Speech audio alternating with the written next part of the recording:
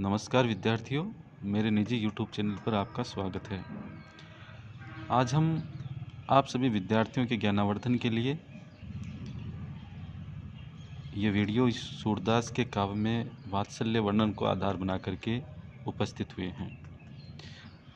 इस वीडियो में हम इस बात की चर्चा करेंगे कि सूरदास को क्यों वात्सल्य रस का सम्राट कहा जाता है। उनके काव्य में ऐसी क्या विशेषताएं हैं जो उन्हें वात्सल्य सम्राट के रूप में काव्य जगत में प्रसिद्धि प्रदान करने में सक्षम हुई हैं।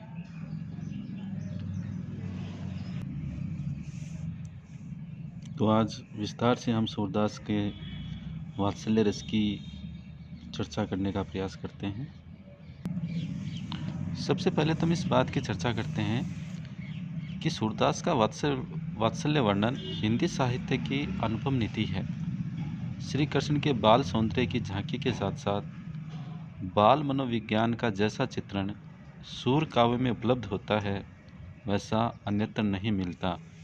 बालक की चेष्टाएं, माता के हृदय की आशंकाएं, पुत्र के प्रति वात्सल्य भाव, बालवर्तियों का निरूपण, मातृ हृदय की झांकी आदि का मर्म स्पर्शी एवं मनोहारी चित्रण सूरदास ने किया है। उनकी इस विशेषता को लक्ष्य कर आचार्य रामचंद्र शुक्ल ने लिखा है कि बाल सौंदर्य एवं स्वभाव के चित्रण में जितनी सफलता सूर को मिली है उतनी अन्य किसी को नहीं। वे अपनी बंद आँखों से वात्सल्य का कोना कोना झांक आए हैं। सूर के वात्सल्य वर्णन में स्वाभाविकता, विविधता, रमणीयता एवं मार्मिकता है, जिसके कारण वे वर्णन अत्यंत हृदयग्राही एवं मर्मस्पर्शी बन पड़े हैं। यशोदा के बहाने सूरदास ने मातृ हृदय का ऐसा स्वाभाविक, सरल और हृदयग्राही चित्र खींचा है कि आश्चर्य होता है। वात्सल्य के दोनों पक्षों संयोग एवं वियोग का चित्रण सूर काव्य में उपलब्ध होता है। वात्सल्य के संयोग पक्ष में उन्होंने एक ओर तो बालकृष्ण के रूप माधुरी का चित्रण किया है, तो दूसरी ओर बालोचित चेष्टाओं का मनोहारी वर्णन किया है। यथा हरिजू की बाल छवि कहूँ बरनी, सकल सुख की सीम कोटि मनोज शोभा हरनी।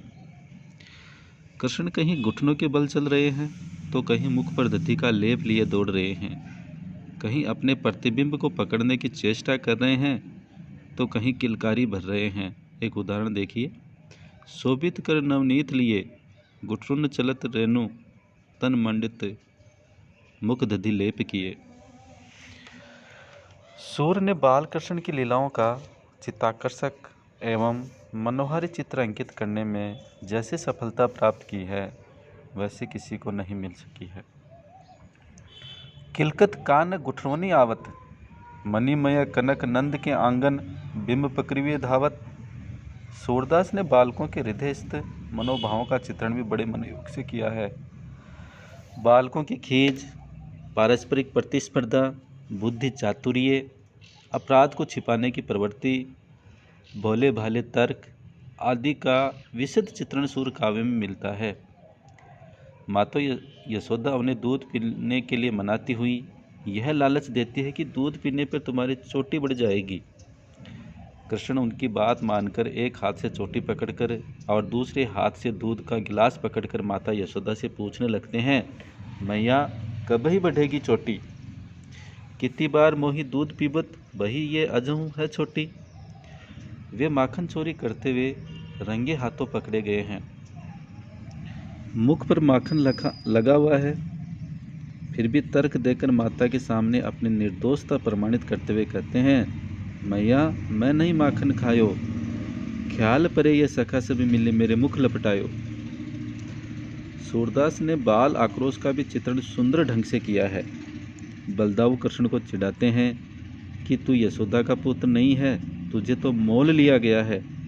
कृष्ण खींच जाते हैं और अपने आक्रोश की अभिव्यक्ति इन शब्दों में माता यशोदा से करते हैं, मैया मोहि दाऊ बहुत खिजायो, मौसो कहत मोल को लीन्यो, तू जसुमती कब जायो।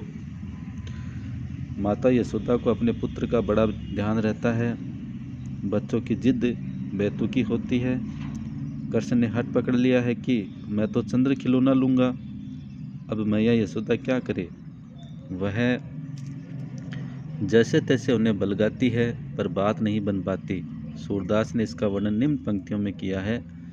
मैया मैं तो चंद खिलौनों ले हूँ, जैसो लोटी अब धरनी पे तेरी गोद ने ए हूँ।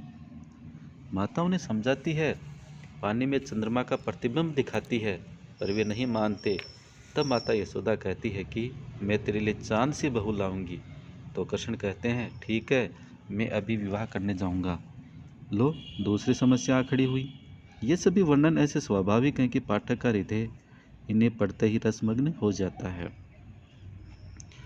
सूरदास ने जितने तन्मयता से वात्सल्य के संयोग पक्ष का चित्रण किया है, उतनी ही तन्मयता से वात्सल्य के योग पक्ष का भी चित्रण किया है। श्री कृष्ण के मथुरा के लिए प्रस्थान करते समय यशोदा कितनी विकल है, इसका चित्र इन पंक्तियों में देखा जा सकता है। जसोदा बार बार यूं भाके, है कोई ब्रज के हितु हमारो, चलत गोपाल ही राखे। कृष्ण के मथुरा चले जाने पर माता का वात्सल्य हृदय अपने पुत्र के लिए विकल होने लगता है। उन्हें लगता है कि कृष्ण की आदतों से वे जितनी परिचित थी, उतना और कोई उसे नहीं जानता। अतः देवकी को संदेश भेजते हुए कहती हैं, संदेशो देवकी सो कहियो, हो तो धाय तिहारे सूत की, कृपा करत ही रहियो।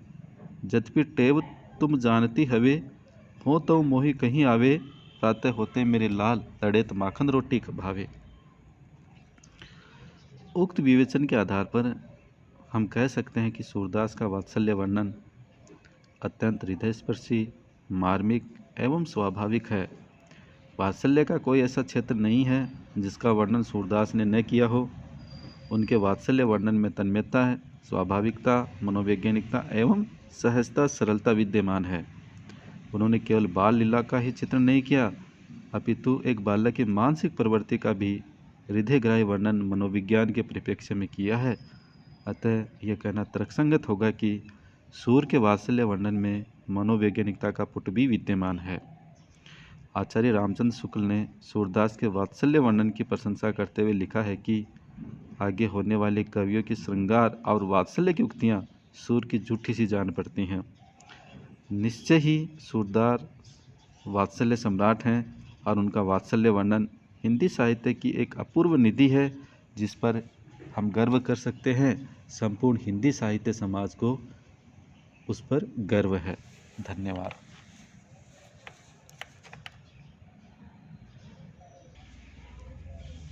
इस प्रकार विद्यार्थियों, आज हमने सूरदास के वात्सल्य रस पे, उनके काव्य में वात्सल्य के वर्णन का विस्तार से वर्णन किया। धन्यवाद।